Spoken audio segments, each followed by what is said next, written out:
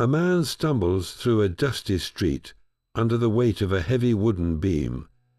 This familiar image, seen in countless films and paintings, often gets the details dangerously wrong. The reality of Roman crucifixion was a meticulously crafted form of public execution, designed to be far more brutal and psychologically devastating than most modern portrayals suggest. By the end of this exploration, you will understand the true mechanics and intentions behind one of history's most feared punishments. We will uncover why the nails were not driven through the palms, and how the position of the body led to a slow, suffocating death. What does this ancient method of execution reveal about the society that perfected it? To understand the cross, you must first look past the physical suffering and into the cold political calculus of Rome. This form of execution was not merely about ending a life. It was a deliberate act of state terrorism, a brutal public performance designed to send an unmistakable message. The Roman legal system reserved crucifixion almost exclusively for those on the very bottom rungs of society, slaves, convicted pirates, and the worst class of criminals. A Roman citizen, no matter his crime, was largely shielded from this fate, a legal protection that highlights its intended purpose. The horror of the cross was not an accident of cruelty. It was a calculated tool to enforce social order and demonstrate the absolute power of the state. The agonizing public process, from the flogging to the forced carrying of the patibulum through crowded streets, was a meticulously staged drama. Every step was meant to humiliate the condemned and terrify the spectators. The message was clear and brutal. This is what happens to those who challenge Roman authority, who disrupt the peace, or who dare to step outside their designated place in the world. The cross was a permanent, gruesome billboard advertising the consequences of rebellion, ensuring control not through secret dungeons, but through the most public spectacle imaginable. This context transforms the wooden beams from mere instruments of pain into powerful symbols of an entire social system built on fear and dominance. This calculated spectacle of terror leaves behind a hauntingly silent archaeological record. For an execution method so widely used and so central to the Roman world, the physical evidence for crucifixion is almost non-existent. This scarcity is a chilling testament to the punishment's ultimate purpose. Victims were often left on their crosses to be consumed by animals or thrown into mass graves, denied the respectful burial that would preserve their bones for discovery. They were meant to be erased, their fate a warning, but their individual stories lost to time. This void makes the single definitive piece of evidence we do possess all the more profound. In a stone ossuary, a bone box from 1st century Jerusalem, archaeologists found the heel bone of a man named Yehohanan, son of Haggakol. Driven directly through the bone was a massive, 11.5 centimeter iron nail. This solitary artifact, this nail still lodged in a skeleton, confirms the brutal mechanics in a way no ancient text ever could. It tells us the feet were fastened directly to the vertical post, likely with the legs bent to the side and rotated, a position designed to prolong the struggle for air. The nail even struck a knot in the wood, bending and becoming impossible to remove, which is why it was buried with him. This one bone, this single piece of iron, shatters artistic license and reveals the cold, efficient reality. The cross was not a sanitized symbol. It was an industrial tool of death, and Yehohanan's remains are its ghost, a permanent scar left on history itself. That single nail in Yehohanan's heel is a stark piece of engineering, but to understand its true purpose, you must look beyond the physical mechanism. The Romans did not invent crucifixion, but they perfected it into a tool of psychological warfare. The goal was not a quick death. It was a slow, public and excruciating process designed to break the human spirit in front of an entire community. Think of the entire ordeal not as an execution, but as a terrifying public service announcement. The victim was first brutally scourged, a whipping that left muscles torn and the body in shock. Then they were forced to carry the heavy horizontal beam, the patibulum, through the busiest streets. This was not about logistics. It was a calculated parade of humiliation, a deliberate shaming ritual where the condemned person was put on display for public scorn. By the time they reached the execution site, they were already a broken spectacle. The actual act of nailing them to the wood and hoisting the cross upright was the final brutal act of a long and carefully orchestrated drama. The location was always chosen with care, beside a well-traveled road or on a visible hilltop, ensuring maximum audience exposure. For hours, sometimes days, the crucified individual would hang there, struggling for each breath, a living, breathing warning to anyone who dared to watch. The message was not subtle. This is the price of defying Rome. This is what happens to rebels, slaves who revolt, and anyone who disturbs the Pax Romana. The state was not just killing a person. It was using their suffering to kill the very idea of resistance in the hearts of every onlooker. The cross was the ultimate symbol of Roman power because it demonstrated complete control not only over life and death, but over the public mind itself. It cultivated a culture of fear so potent that the mere threat of crucifixion could quell uprisings and enforce obedience across a vast and diverse empire. This was terror, institutionalized and put on permanent, gruesome display. The condemned man's ordeal began long before a single nail was hammered.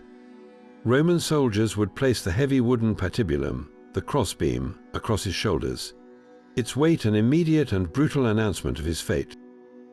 This was no simple walk. The beam itself could weigh close to 100 pounds, a crushing burden for someone already weakened by a brutal flogging. His arms were often stretched and tied to the wood, forcing him into a posture of submission and making every step a struggle for balance. The soldiers would then drive him forward, not along a quiet back route, but through the most crowded public thoroughfares available. This forced march was a critical part of the psychological punishment. He was not a person being escorted to his death. He was a spectacle, a living lesson for the entire community. Bystanders would line the streets, some shouting insults, others watching in terrified silence. Every stumble under the beam's weight, every gasp for air, reinforced the state's absolute power. The journey to the execution site, a place like Golgotha, was designed to systematically break a person's body and spirit. By the time he arrived at the place of crucifixion, he was already exhausted, dehydrated, and in a state of profound physical shock from his injuries. This careful, cruel preparation ensured that when the cross was finally erected, the victim was far too weak to put up any meaningful resistance, accelerating the slow, suffocating process that awaited him. The public parade was just the first, deliberate act in a long and meticulously staged drama of death.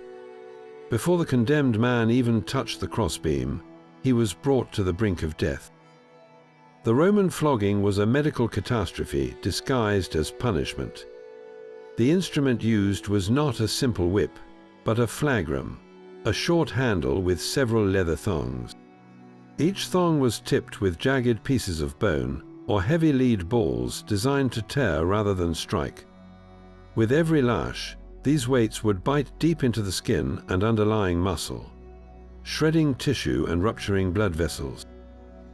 The goal was not just to inflict unimaginable pain, but to induce a state of profound physiological shock. This systematic flaying would lead to massive blood loss and a dramatic drop in blood pressure. The victim's body would go into survival mode, struggling to send what little oxygenated blood remained to their vital organs, leaving them dizzy, disoriented, and on the verge of collapse. This brutal preparation was a cold, clinical necessity for the executioners. A strong, healthy individual could potentially last for days on a cross, fighting for each breath by pushing up with their legs to relieve the pressure on their diaphragm.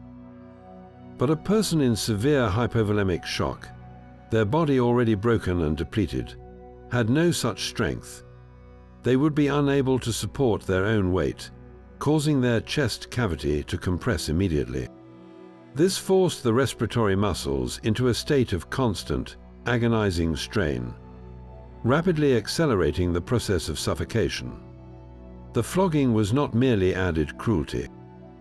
It was the crucial first step in a meticulously engineered process, ensuring the public spectacle on the cross would be as swift and devastating as the empire required. The execution site was never a quiet, secluded place. It was a stage, deliberately set in the open for everyone to see. Roman authorities typically chose locations just outside the city gates, alongside a major public road.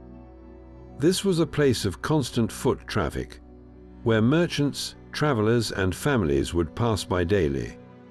The cross was not hidden on a distant hilltop, but planted firmly in the landscape of everyday life. Every person entering or leaving the city was forced to confront this gruesome spectacle. The message was woven directly into the geography itself. To come to the city, to engage in its commerce and life, you first had to pass by the ultimate symbol of what happened to those who defied its rulers. This transformed the very ground into an instrument of terror. The sight of a crucified body, the sounds, the smell, these were not accidental horrors.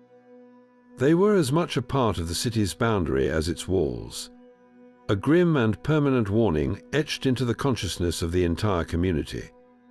The landscape itself became an active participant in the punishment, ensuring that the memory of that suffering would haunt every journey to and from home. That single nail in Yehohanan's heel provides the final brutal piece of evidence for a process far more calculated than artistic tradition suggests. The popular image of nails driven through the palms of the hands is a profound anatomical impossibility. The structure of the human hand is a delicate web of small bones, tendons, and ligaments. A heavy iron nail ripping through this complex tissue would never be able to support the full weight of an adult body. The flesh would simply tear open, and the victim would fall from the cross. The Romans were master engineers of death, and they understood the human body's limitations all too well. Their goal was a secure, prolonged suspension, and for that they needed a solid anchor point. The solution was not the palm, but the wrist, or more precisely, the space between the bones of the lower forearm. This area, known as the distot space, is a strong, compact cluster of small carpal bones. A nail driven directly through this dense structure creates a secure, interlocking fastener, a bony cage that could bear the immense downward pull of the body without failing. This is not speculation. The Yehohanan discovery proves the method for the feat, and historical accounts from physicians who studied crucifixion confirm the wrist as the only viable location for the upper limbs. The reality is that the condemned individual was fastened to the wood through the strongest parts of their own skeleton, transformed by cold engineering into the very hooks from which they would hang. This precise placement was essential for the slow, suffocating process to unfold as intended, turning the human body against itself in the most horrific way imaginable. This final agonizing position transformed the human body into its own executioner. The primary cause of death on the cross was not blood loss or shock, but a slow, deliberate process of asphyxiation. Once the victim was suspended by their wrists and their feet were fastened, their entire body weight pulled downward, stretching the chest cavity to its absolute limit. This hyper-expansion put the respiratory muscles, particularly the diaphragm and the intercostal muscles between the ribs, into a state of constant, exhausting tension. To take a single breath, the crucified person had to perform a monumental act of will against their own failing body. They had to push upwards with their legs, lifting their entire torso to momentarily relieve the strain on their diaphragm. This small movement allowed the chest muscles to contract just enough to pull in a gasp of air. But this life-saving action came at an unimaginable cost. Each push upward drove the full weight of the body onto the nails, piercing the feet, sending waves of searing pain through the shattered bones and torn nerves of the ankles or heels. The choice was a horrifying cycle of suffering: breathe and endure excruciating pain, or rest and slowly suffocate. As exhaustion set in, these pushes became weaker and less frequent. The body's carbon dioxide levels would climb, triggering panic and air hunger, yet the muscles would be too fatigued to respond. Death arrived not with a sudden event, but as a gradual surrender, a final desperate failure of the body to keep fighting against the very mechanics designed to destroy it. This changes the iconic image we hold in our minds. The condemned man was not lugging a complete, heavy cross through the streets. He carried only the patibulum, the crossbeam, which might have weighed around 100 pounds. The vertical post, the stipes, was something far more sinister. At established execution grounds, these heavy timber posts were permanent fixtures, standing like silent sentinels waiting for their next victim. They were a gruesome part of the landscape, reused again and again. When the procession arrived, the soldiers would force the prisoner to the ground, laying him upon his back on the hard earth. His arms, already tied or nailed to the patibulum, were then stretched outward. Then came the brutal physical labor of hoisting this entire assembly, a man and a beam, up onto the waiting stipes. This was not a gentle lift. It was a jarring, violent heave, often using ropes and ladders, that slammed the victim into place against the rough, splintered wood. A wooden block or a small seat, called a sedile, was sometimes attached to the stipes, not for comfort, but to provide a precarious perch. This small ledge was a final piece of cruel engineering. It offered just enough support to prolong the agony, giving the exhausted body a brief point of leverage to push up for air, extending the struggle for hours more. The entire process was a brutal, public demonstration of Roman efficiency. They had perfected a system of death where even the landscape itself collaborated in the punishment, with permanent posts ensuring the spectacle could be assembled with cold, relentless speed. The cross itself was not a uniform instrument. Roman executioners adapted its design to maximize suffering and send specific messages. The two most common forms were the T-shaped cross, known as the crux commissa, and the traditional cross we recognize today, the crux immissa, with its projecting top piece. The difference was more than symbolic.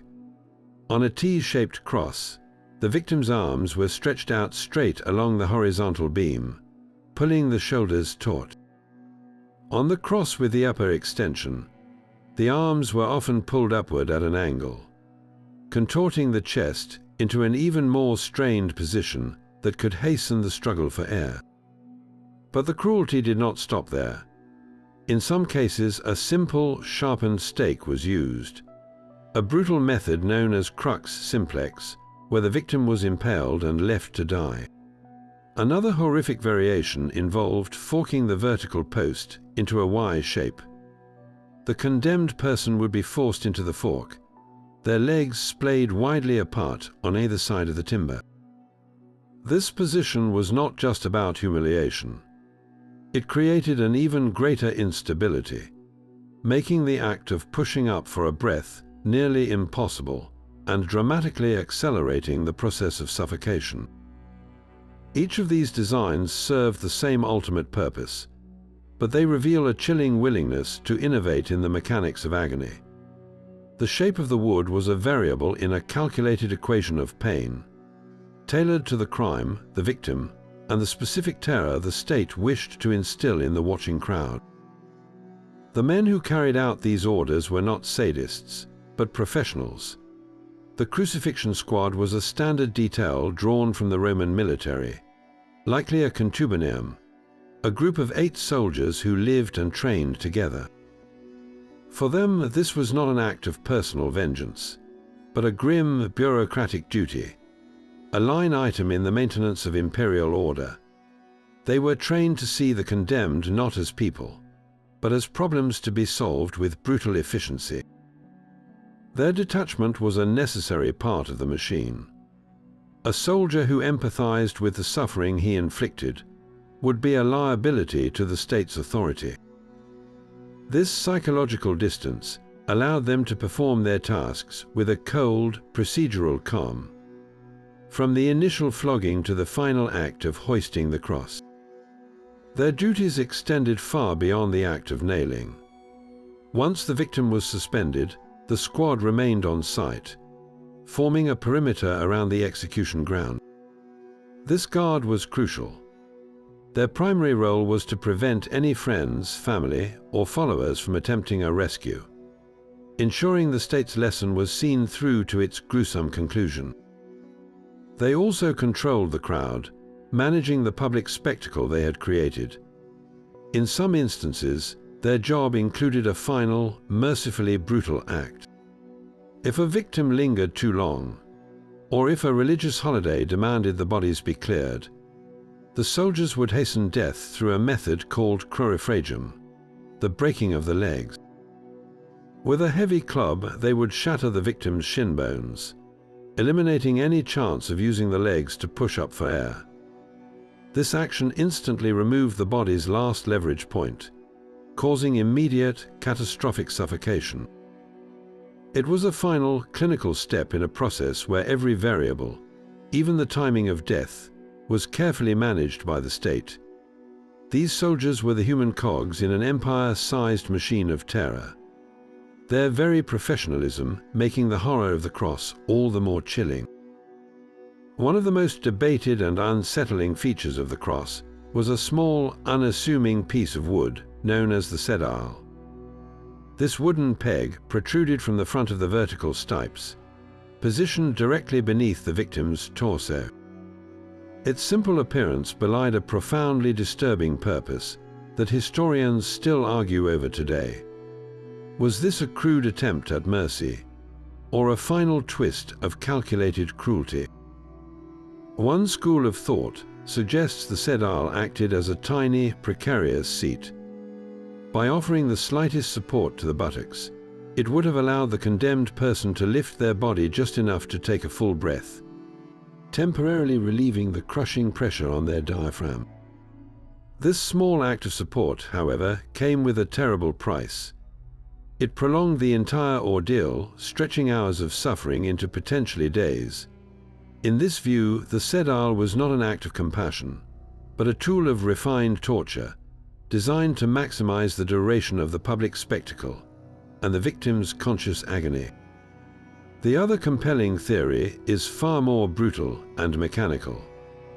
It posits that the sedile's primary function was not to support the body, but to prevent it from tearing free. The immense weight of the torso pulling downward would exert horrific pressure on the nails through the wrists and feet. Without some form of support beneath the pelvis, the body's own weight could rip the flesh and bone around the nails, causing the victim to fall prematurely from the cross. In this grim interpretation, the sedile was a simple engineering solution. A block placed to keep the body securely fastened to the wood, ensuring the state's lesson in terror reached its intended, gruesome conclusion. This small wooden peg, therefore, stands as a silent testament to the cold, clinical efficiency of Roman execution. Whether its purpose was to prolong life or simply to secure death, it served the same ultimate goal: to control every last detail of the suffering on display.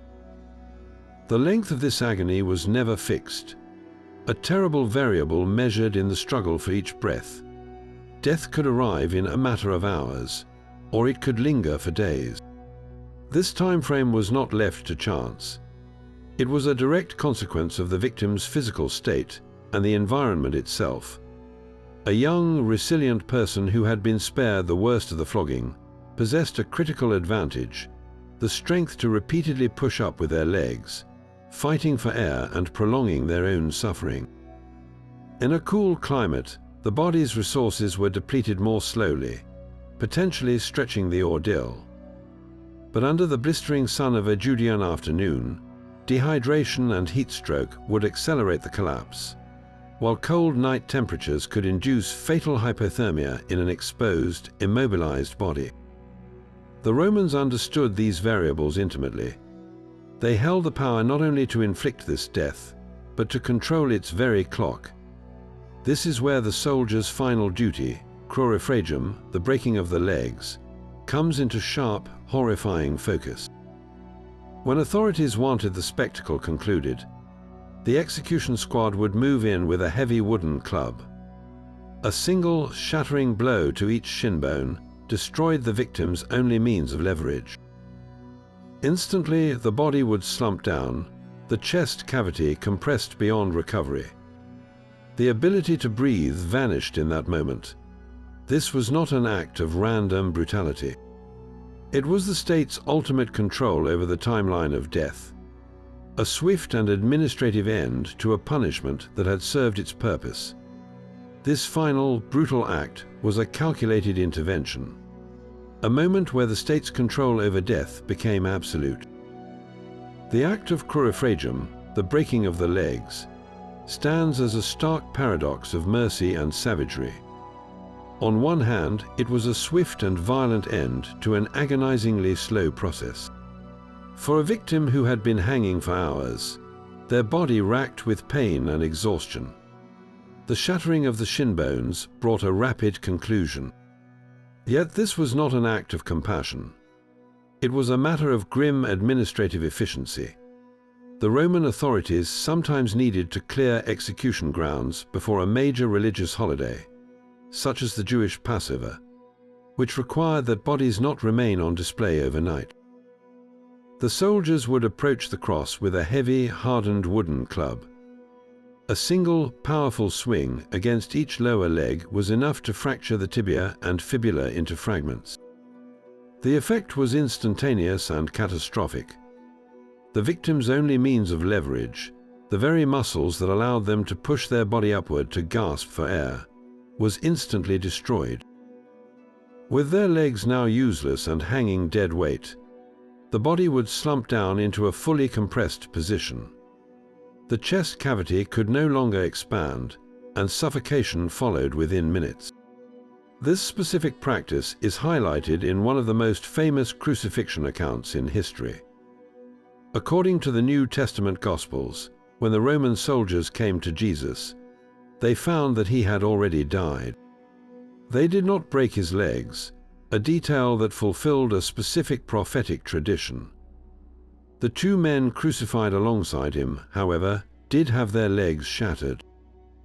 This historical notation, preserved for 2,000 years, confirms that Crucifixion was a standard, documented procedure in the Roman executioner's manual. It was the empire's final signature on a death warrant, a brutal punctuation mark ensuring the spectacle reached its state-mandated end. Even after the legs were broken and the body slumped, the Roman soldiers had one final, definitive procedure. To ensure a crucified individual was truly dead before being removed from the cross, a guardsman would often deliver a final, penetrating wound. This was not an act of rage, but a matter of legal and administrative certainty. The most commonly described method was a thrust from a lance or spear into the victim's side. This final blow served a brutal, practical purpose. It provided undeniable proof that the sentence had been carried out to its absolute conclusion, protecting the soldiers from any accusation of negligence or failure in their duty. A body taken down while still clinging to life would represent a catastrophic failure of the state's power. But the nature of this wound is itself a subject of intense historical and medical debate, centered on a single famous account. The Gospel of John describes a Roman soldier piercing Jesus' side with a spear, resulting in a sudden flow of blood and water. For centuries, this description was viewed as purely theological. Modern medical analysis, however, suggests it could be a startlingly accurate clinical observation. The sequence described, blood followed by a watery fluid, aligns with the effects of traumatic pericardial effusion and pleural effusion. In simpler terms, the brutal flogging and the physiological torture of crucifixion could have caused fluid to build up in the sac surrounding the heart and in the lungs. A spear thrust penetrating the chest cavity would release this fluid first, followed by a flow of blood from the heart itself. This interpretation does not prove the account, but it grounds a mystical event in the harsh reality of Roman execution methods.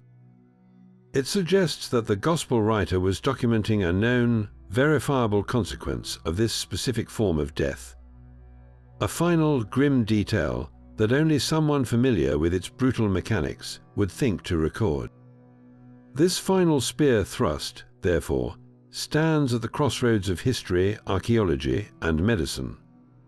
A violent act that was as much about bureaucratic certainty as it was about delivering death.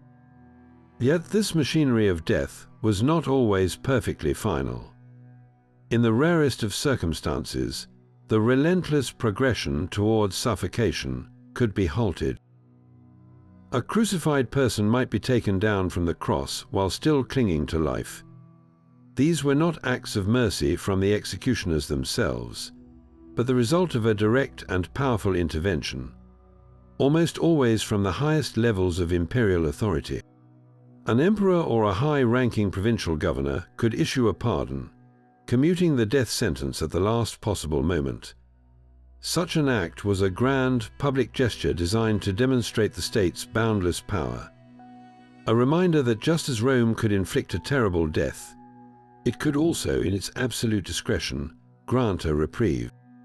This was the ultimate flex of political muscle, showing that life and death rested solely in the hands of the empire.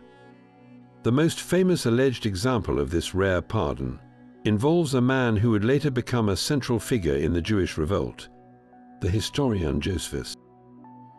He writes that during the siege of Jerusalem, he discovered several of his former companions crucified outside the city walls. He immediately went to the Roman general Titus and pleaded for their lives. Moved by the appeal, Titus ordered the men taken down and given the best medical care available. According to Josephus, one of the 3 men actually survived. This story, whether entirely accurate or not, illustrates the precise mechanism of a pardon, a top-down order that could countermand the execution squad's grim work. But survival came at an almost unthinkable cost. A person brought down from the cross was forever marked, not just in spirit, but in body. The physical damage was catastrophic and permanent. The nails driven through the wrists would have severely damaged the complex nerves and tendons controlling the hands. The result was almost certainly a lifelong paralysis of the hands, a condition known as claw hand, rendering them useless for any meaningful work. The feet, similarly pierced and shattered, would have left the survivor with a severe hobbling limp, if they could walk at all. Their backs were a landscape of scar tissue from the flogging, and their lungs were likely damaged from the prolonged struggle to breathe. They were living, breathing monuments to the punishment they had endured, their very bodies serving as a different kind of warning. They were proof that even when Rome showed mercy, it was a mercy that came with a lifetime of suffering, a permanent reminder of the price of defiance. Death did not end the punishment. In the eyes of Roman law, the corpse suspended on the cross was no longer a person, but state property, a piece of refuse left over from a public lesson. The final deliberate act of dehumanization was the denial of burial. The body was not cut down and handed over to grieving relatives. It was left to the elements and the scavengers, a gruesome spectacle that continued long after the last breath was drawn. This was the ultimate insult, a profound and terrifying concept in the ancient world. For Romans, Greeks, Jews, and nearly every culture under the empire, a proper burial was not a mere formality. It was a sacred rite, a necessary step for the soul's peaceful journey to the afterlife. To be denied this was to be condemned to wander the earth as a restless, tormented spirit. The fear of this fate was, for many, more terrifying than the pain of death itself. The Romans knew this intimately. By leaving the body to be torn apart by birds and wild dogs, they were not just desecrating a corpse. They were attempting to annihilate a soul, erasing the individual's very memory and spiritual identity. The wooden post became a final open-air tomb, a grim warning that the state's power extended beyond the grave, reaching into the realm of gods and ancestors. This practice was so deeply feared that wealthy families would sometimes pay enormous bribes to corrupt officials, risking their own safety for a chance to secretly retrieve their loved one's remains under cover of darkness. To succeed meant granting the peace of a proper burial. To fail meant joining the condemned in their eternal restlessness. This final, silent stage of the crucifixion was perhaps its most psychologically devastating blow, a cruelty designed to echo through eternity. The shadow of the cross fell far beyond the dusty roads of Judea, stretching across the entire Roman world. This was not a punishment reserved for a single rebellious province, but a universal tool of imperial control. In the decades before Jesus walked, the Roman Republic faced its most terrifying internal threat, the slave revolt led by the gladiator Spartacus. After a long and brutal war, the rebel army was finally crushed by the legions of Marcus Licinius Crassus. The Roman response was swift, merciless, and designed to be unforgettable. Along the main road leading from Capua to Rome, the famed Appian Way, Crassus ordered the crucifixion of 6,000 surviving rebels. For nearly 150 miles, these crosses stood shoulder to shoulder, their grim cargo a rotting, silent army lining the most important highway in Italy. The message was not just for other slaves. It was for every Roman citizen, senator, and merchant who traveled that road.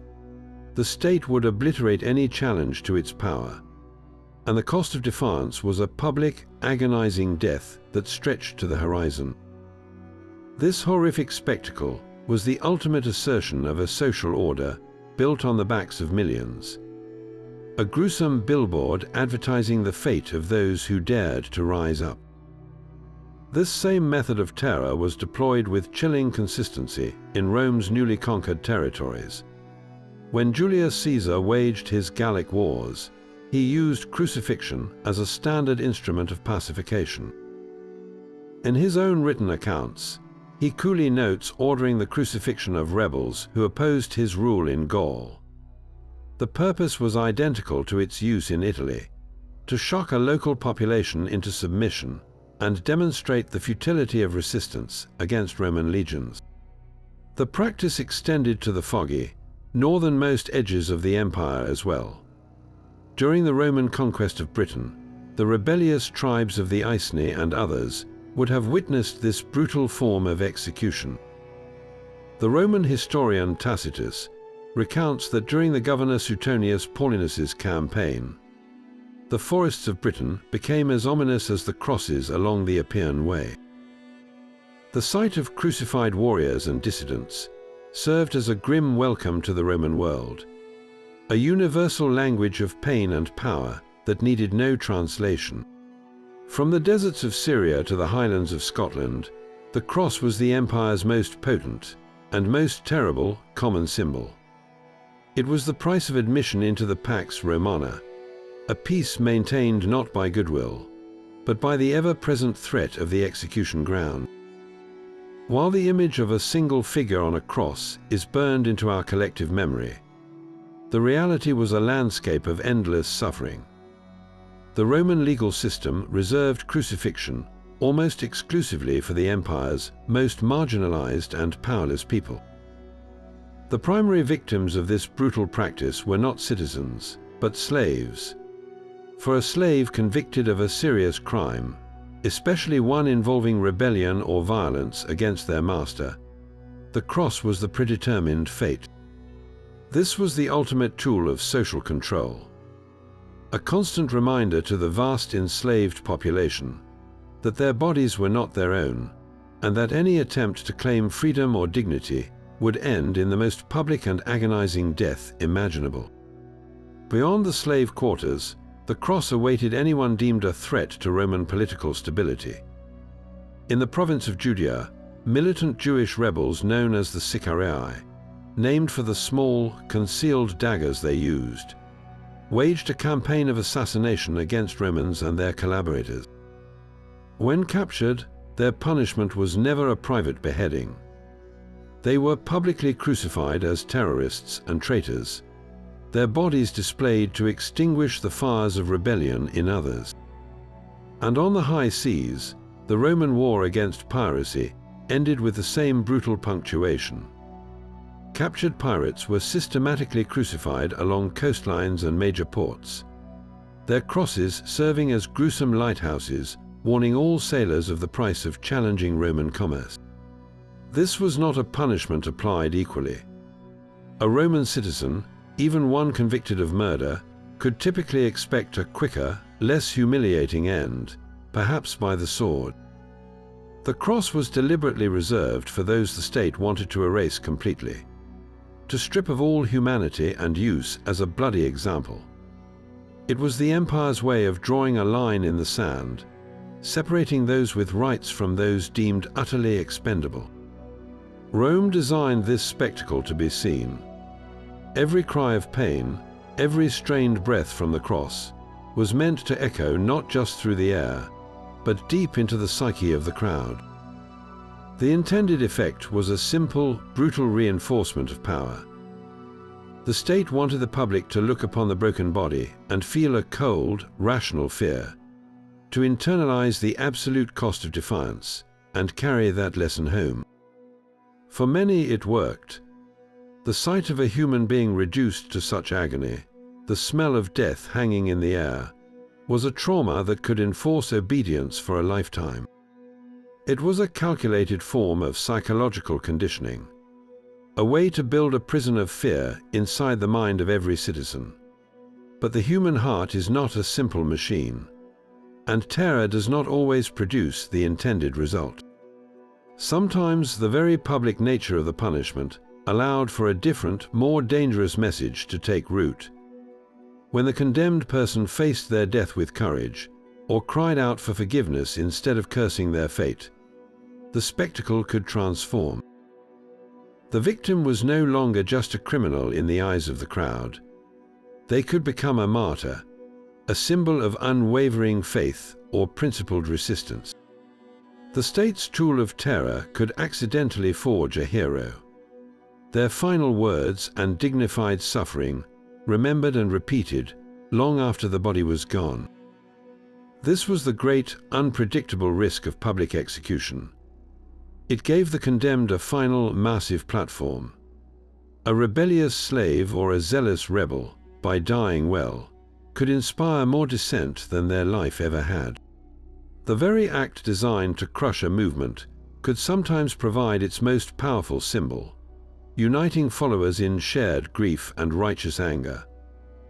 The Roman authorities understood this danger, which is why they worked so hard to control the narrative, staging the event to maximize humiliation.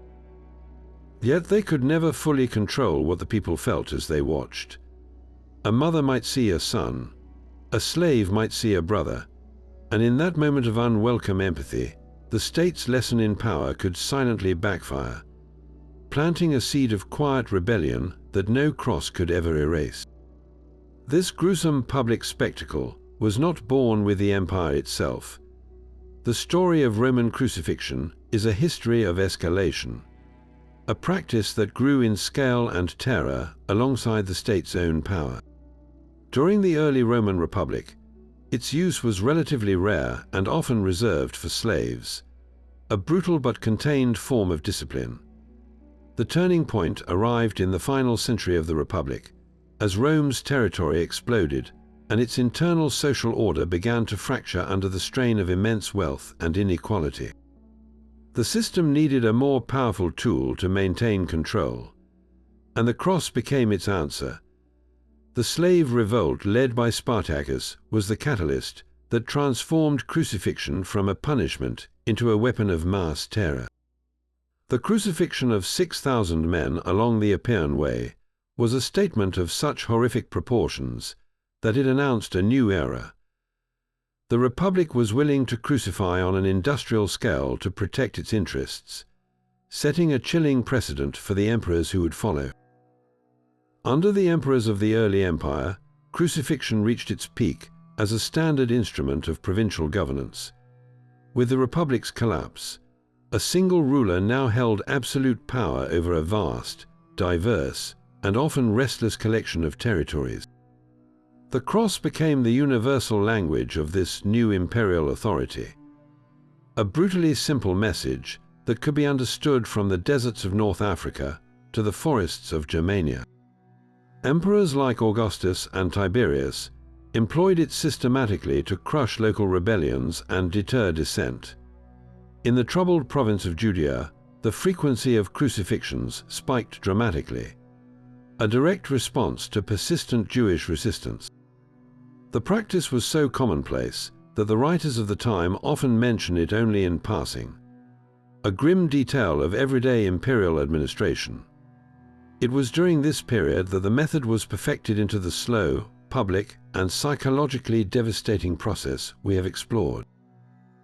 The early empire did not invent crucifixion, but it bureaucratized it, turning terror into a reliable, repeatable formula for control.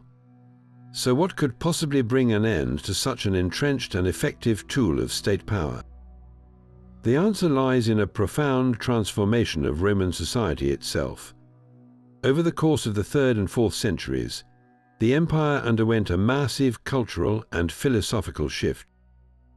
The rise and eventual official adoption of Christianity played a pivotal role.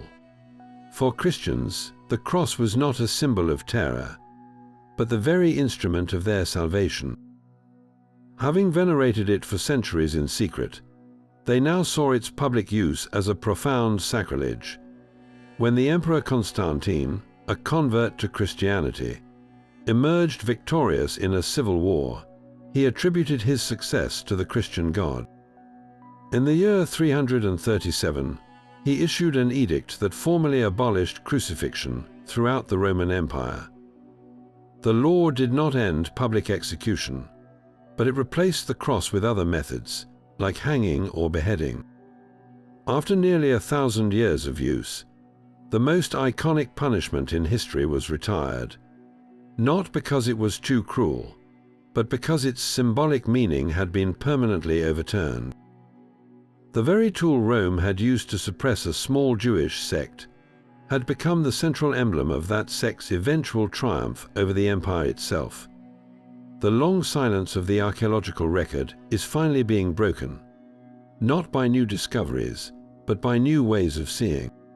Modern forensic science is now applying its cold, clinical gaze to the ancient evidence, transforming our understanding of the physical trauma inflicted by the cross. Pathologists and bioarchaeologists, experts in interpreting the stories written in bone, have re-examined the remains of Yehohanan with technologies he could never have imagined. High-resolution CT scans and detailed microscopic analysis of that single, crucial heel bone reveal the precise angle of the nail's entry, the way it splintered the bone, and how it was deliberately bent against a knot in the wood. This is no longer just an artifact. It is a three-dimensional crime scene file, allowing scientists to reconstruct the exact position of the feet, and the immense force required to drive the iron through living bone. This forensic lens also clarifies the purpose of the wrist nailing. By studying the complex anatomy of the carpal bones in the wrist, experts can model the distribution of stress and confirm that this location was the only viable anchor point capable of supporting a body's weight for an extended period without catastrophic failure. The popular image of the palms is not just artistically wrong. It is biomechanically impossible, a fact that modern science can now demonstrate with absolute certainty. Experimental archaeology adds another layer to this grim picture. Researchers have constructed replicas of Roman crosses and used medical dummies equipped with sensors to measure the precise physical forces at play. They can quantify the exact pressure on the diaphragm in various suspended positions, charting the escalating respiratory distress in a way ancient observers could only describe. These experiments confirm the horrific efficiency of the Romans' design, showing how the body's own weight becomes the engine of its destruction, and how even a slight change in the angle of the arms or the presence of a footrest could dramatically alter the timeline of death. This union of ancient evidence and modern technology does not diminish the horror. It sharpens it, replacing vague notions of suffering with a specific, measurable understanding of the physiological torment, breath by agonizing breath. We are no longer just reading about history. We are autopsying it. This journey from terror to reverence is perhaps the most profound symbolic reversal in human history. The very object designed to obliterate hope became its ultimate emblem. For the first followers of Jesus, the cross was not a symbol to be displayed. It was a fresh and searing memory of state-sanctioned murder, a shameful, brutal death reserved for the lowest of criminals. To preach a crucified man as the Messiah was, in the words of one ancient writer, a stumbling block to some and foolishness to others. The idea was scandalous. How could an instrument of Roman terror become a source of divine power? The transformation was not instantaneous. For centuries, the primary symbol for these early believers was not the cross, but the ichthys, the simple fish. It was a secret sign, a code scratched on walls or gestured with a hand, allowing believers to identify one another without inviting persecution. To publicly depict the cross would have been unthinkable, like displaying a gallows or an electric chair in a place of worship today. It was the method of their Lord's execution, a memory too painful and too shameful to enshrine. The cross was something to be whispered about, explained, and spiritually reinterpreted, but not yet something to be worn around the neck or mounted on a steeple. The change began not with a grand proclamation, but with a political earthquake. When the Emperor Constantine legalized Christianity and later embraced it himself, the faith moved from the shadows of catacombs into the bright light of the imperial court. The cross, once a tool of the empire that persecuted them, was now adopted by the empire that protected them. According to legend, Constantine had a vision before a crucial battle, a cross of light in the sky with the words, "In this sign, conquer." He ordered his soldiers to paint the Chi-Rho symbol, an early Christogram, on their shields.